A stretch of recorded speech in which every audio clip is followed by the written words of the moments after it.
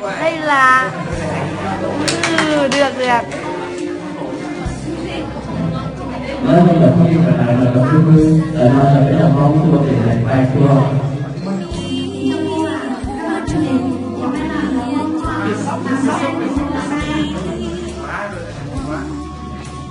đồng chí nha, ở đây là lo vừa là cũng là những cái là lòng cho anh em có là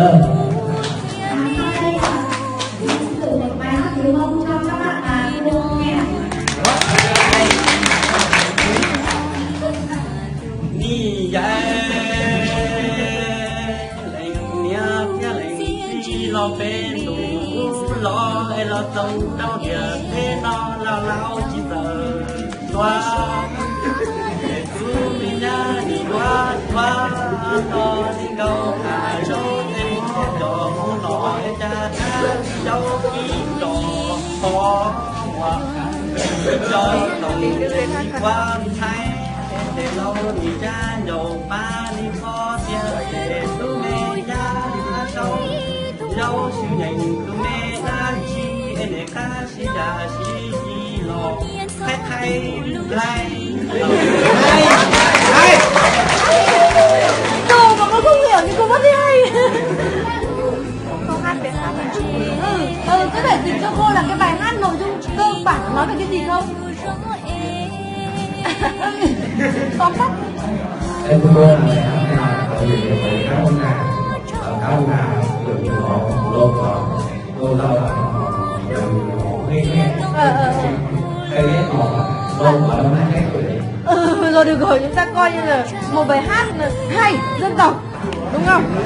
Từ câu hỏi hai bạn đã không tí em đi mất là hai bạn trang phục dân tộc này các em tên gì nhỉ? Nhìa và Vừa nhỉ? Lía đúng không? Rồi tiếp tục các em cho cô và các bạn biết về cái đặc sắc của dân tộc Mông Hoa và Mông Đen. Rồi cô đoán là bên này là đen hả? Bên này là hoa hả? Rồi. Cô thấy là một bài thuyết trình rất dài. Rất là nghiên cứu kỹ lưỡng. Trong bộ cửa Mông Hoa thì chủ yếu là họ mới là họ có áo này, váy và một tấm vải đây là trước là một tấm vải đây là hoa và một cái chiếc khăn đội đầu.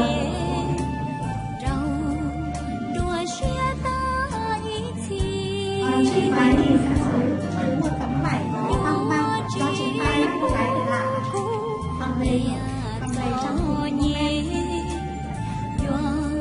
Thì cô ra một trang phục có áo bên trong và một chiếc áo vào bên ngoài.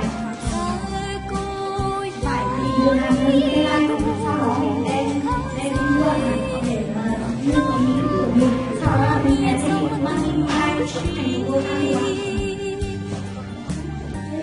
Ok, cảm ơn các em, bộ trang phục rất là đặc sắc. Cô bảo nếu như mà mùa đông cũng như mùa hè là sẽ có cái áo khoác này à? Hay là mặc thêm áo gì nếu trong trường hợp mà trời thời tiết nó lạnh? Rồi ok. Còn cái khung kia mang tính biểu tượng trưng à? Còn nếu mặc kèn thực sự thì nó sẽ có âm thanh như nào? Em có biết chơi không? Có biết dùng cái kèn không? phải trội không? Thổi vào đấy. Hóa ra là chân người ta sẽ phải bắt qua đấy như thế à? Ôi giời, là bao nhiêu năm nay các thầy cô và các bạn tập văn nghệ là chân người ta chỉ dơ nhưng người ta không bao giờ biết là bắt chuẩn qua đấy. Nếu mà hóa bài bản thì còn phải lộn, phải lăn tròn đấy hả? Đấy đúng rồi, phải là động tác phải chân phải bắt qua cái này gì. Rồi cô hình dung rồi, để sau cô rút kinh nghiệm mà các bạn múa. Rồi cảm ơn các em nhé. Rồi.